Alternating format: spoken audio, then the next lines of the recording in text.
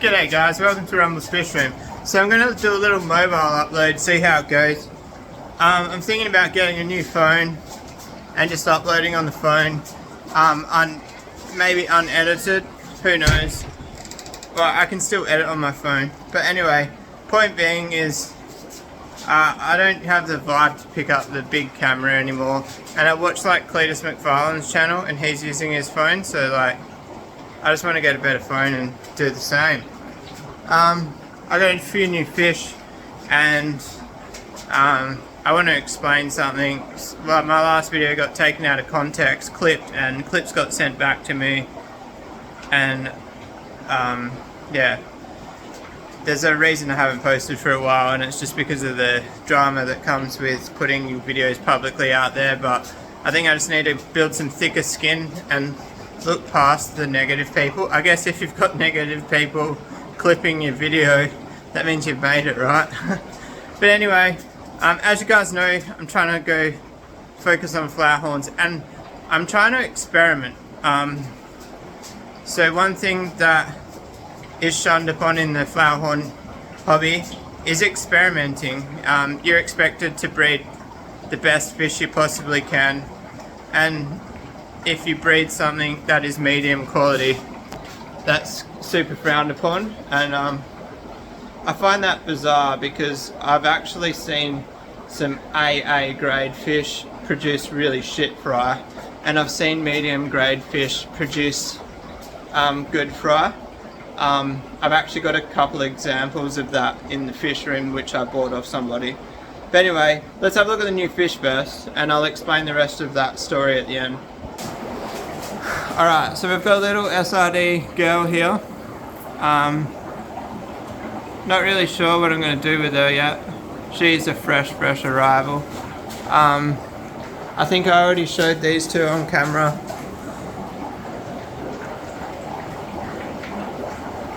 So,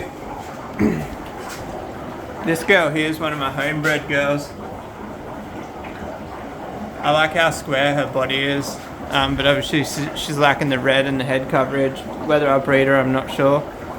Oh, this guy's new. So, this guy's a weapon. Man, you vacuum the tanks and I clean the filter. I swear it looks worse after I finish. He's got a bit of a poo hanging out, but he's going to be the future of the fish room. So basically that boy there,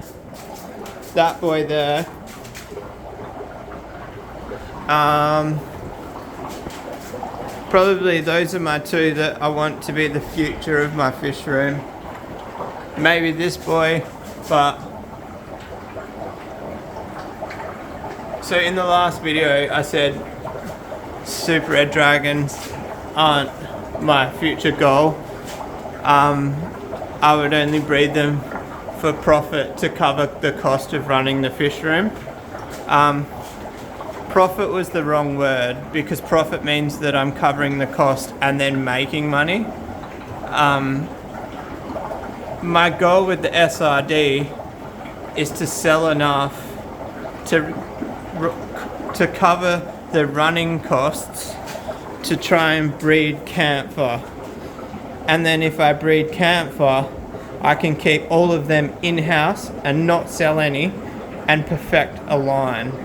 So that got taken out of context and it was said that I'm only in the hobby for profits. If anybody knows how much this room has cost me and how much I've spent on fish, nobody would expect me to be in this for profit.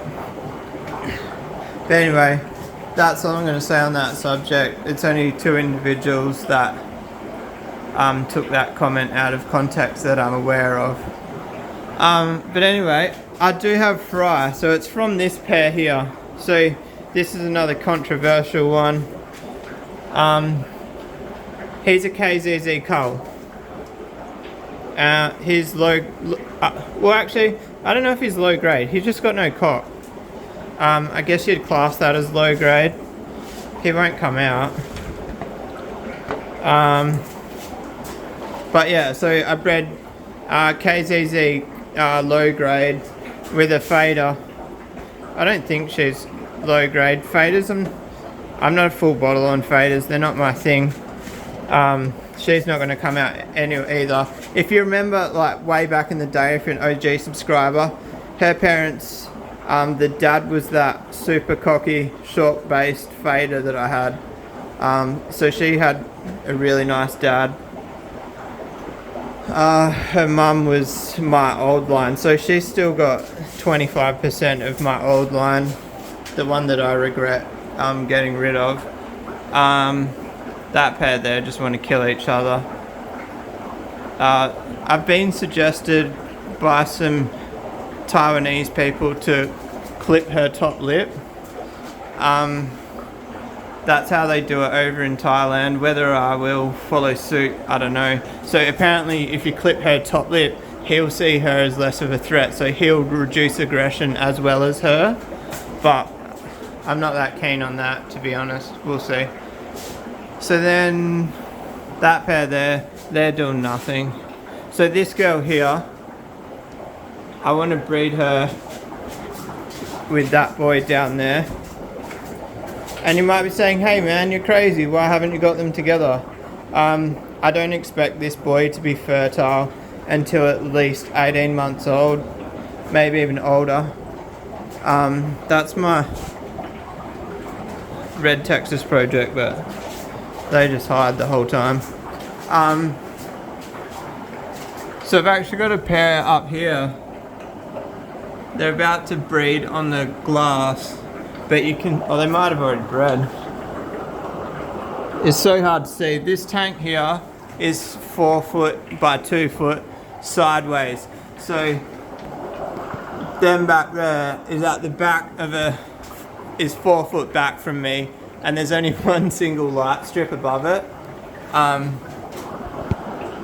think that's a bit of a testament to how clear the water is, the fact that you can even see. You guys can probably see better than me. Is there eggs? He's guarding like there's eggs. But obviously that guy, so this will be an experimental batch. He's got gill curl. I don't know if it's genetic or if it's from water quality. I kind of think it's from water quality because he's got some scarring on his top fin, which means ammonia burn, and gill curl can actually be caused by ammonia burn. I think I kind of explained in the last video why I think he might be a keeper. He's got no cock, but I've never groomed him. He got put straight with the girl, so he's another one that's a low grade fish but come from a high grade line. And you might be wondering, why would I even consider breeding low grade fish? What happened, right, is we got all these imports and everybody bred them, and they weren't culled properly, etc, etc. And I just can't get my hands on anything higher grade. I've been trying, well obviously I have, that's a lie. This guy's a weapon, but he's too young, way too young. That guy's a weapon and he's too young. So the thing with genetics is they can throw random ass shit when it's hybrid. So the plan is experiment with this pair, the fry. You might be able to see them. They're in this tank here.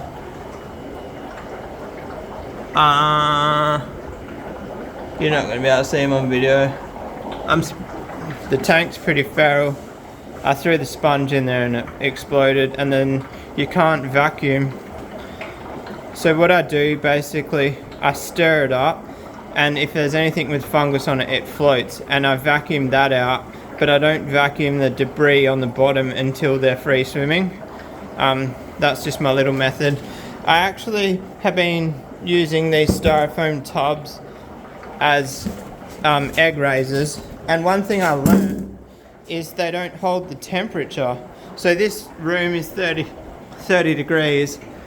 This tub was like 24, and I had it sitting here, and that tank right next to it is 29.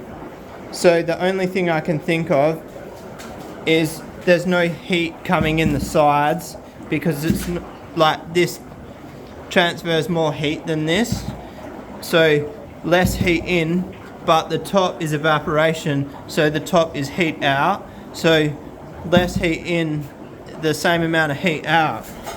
Let me know what you think. Anyway, I think I'm gonna start. There's some fish in that one, but I think I'm gonna clear these 3 tanks out. That one there, I need to fix. It's falling. I've been meaning to drain that. There's no fish in that one. So my plan is, I'm gonna use those 3 tanks to raise the plates of eggs.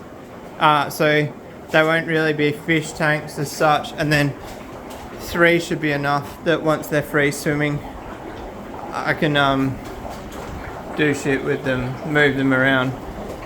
Check this out. I think it's a little girl. That's a little Viha cross blood parrot. If she lays, I might breed her with something. That guy there, I don't know what to do with him. He's so beaky. He's not a breeder. But yeah, anyway, I wish I could show you the red Texas pair, but they're just gonna hide. So I don't know when the last update I had was. So I tried to breed this guy. I had him with that girl. The batch was infertile, so he's either A, too young, or B, he's an import, so he won't be fertile. And then I did a batch with this boy. I don't know if he's infertile, but I noticed he didn't even go near the plate. He wasn't interested. So that was infertile. And then that's kind of how I ended up with this pair, is I was going down the quality till I found a fertile boy. And this is the one that I found. And if I'm going to be completely honest, this pair is completely out of panic for lack of flowerhorns in Australia at the moment. I know they'll produce a good fish, but it'll definitely be like 1 out of 500 will be good, if that makes sense, or like 1%, 1 out of 100. But as far as I don't actually know. Drop a comment if you do know, but I actually don't know of any other white-eyed fertile males in Australia. So even though he's low grade, like, I don't know if he's a diamond in the rough being white-eyed, or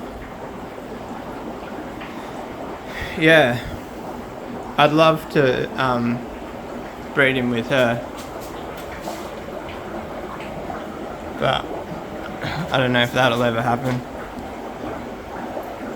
He's actually the boy that ripped her back fin off. So that chunk out of her fin is his mouth. So, fun fact, that girl there is actually related to this boy here. Crazy. So, a pipe dream is to breed them to, they won't be F2, but like they'll be closely related F1s. But yeah, pipe dream. We'll see. Wait, finger over the camera. But like I said a second ago, I'm in panic mode, guys. As you can see, the fish that are in here, I've thrown a heap of cash at it, trying to get the best fish I can. I got the new import girl up there, so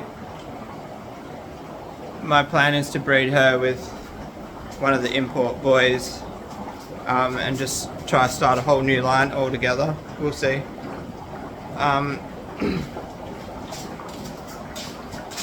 But yeah, I'm in panic mode. I was deciding when I didn't post for 6 months to 12 months. I had decided that I was out. I was done. I culled off most of my fish. The ones that I didn't, were just sitting in here. I had no intention of breeding them again. And then a couple of people reached out to me and I wasn't looking on any Facebook pages or nothing, so I had no idea how poor the state of Australian flowerhorns was myself. And a couple of people reached out to me, and I've been keeping in contact with them, and that's the only thing that's rekindled me on breeding. I'm more interested in experimenting now than I am breeding flowerhorns as such, but I feel like I have the space and I owe the hobby as much to try and keep at least one line going in this lull, and we'll get through the high interest rates and that, and hopefully at the end I can pass on like a nice pair or two to a new inspired breeder. We'll see. But yeah, half of me's doing it because I want to, and half of me's doing it because I feel like I owe the hobby a bit, because I learnt so much. My old line, I got it to F4 and I made a mistake. F3 to F2 to F3. I made a mistake. I've never really talked about it publicly either, but my F2 batch, they bred in the community tank, and I did 2 batches of F3. One of them was a select pair and one of them was in the community tank, and I don't know who the dad was, and I saw the quality difference in those 2 batches, the F3, and then I bred F4, and from growing out a batch that was completely shit and culling the whole batch, it sounds sad, but I feel like I learnt more from that shit batch than I did from any of the good batches. But I feel like I've got the knowledge now. I just need to put it into practice. If I breed... Oh, and the other thing, I don't have any plans on selling a single flowerhorn in the next 12 months. I want to concentrate on making sure I've got the best ones in my room. I will sell other fish, but yeah, I can't see myself selling a flowerhorn for at least 12 months. It's just not worth the drama that comes with selling a fish, really. Like, it's crazy. Selling the fish is my least favourite part of the whole fucking hobby. But anyway, I'm just going to soldier on. Let me know if you want mobile uploads or no uploads, or my missus wants me to bring Friday Night Live back, so we might do that. I might change the style a bit. I might try set it up in the fish room if I can. But anyway guys, I hope you enjoyed the video. So it was just a bit of a ramble. I hope you enjoyed the new fish, and I hope you can see what I'm trying to do. This video is all about trying to explain what I see for my future.